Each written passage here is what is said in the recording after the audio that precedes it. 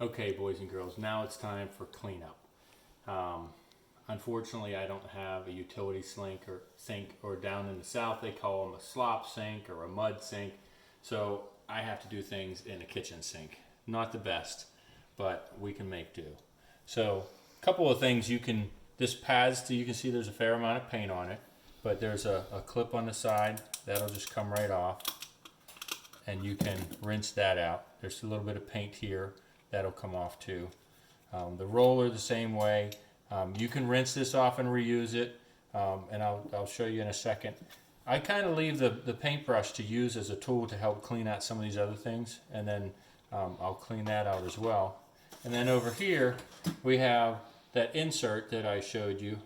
You can see that this is all painted on there, but the can was pristine, so we don't have to worry about that. And then the tray insert. So a couple things you can use. You can buy one of these paint combs. You can see there's a comb on one side and bristles on the other. Sometimes they'll have brass bristles so they don't rust, because you wouldn't want that to clean your paintbrushes. But the other thing I found just recently, a nice stiff bristled nylon brush. You could use this to clean sinks and other things, but I found it as a good tool for cleaning out paintbrushes. And the way I do it is when you're running water on it, you kind of spread the bristles out real good, and then you brush them out.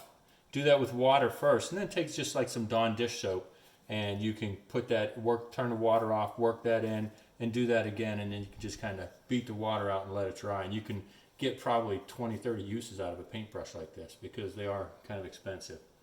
So I'm going to go clean up. It's probably going to take me about 10-15 minutes to start cleaning this up, and you want to make sure you're keeping the paint so it's not sitting, and that way you can reuse all this stuff and you're not spending a lot of money on buying new products all the time. That's it until the next painting adventure. I hope you enjoyed watching the video, and I'm glad I could share some of my knowledge with you.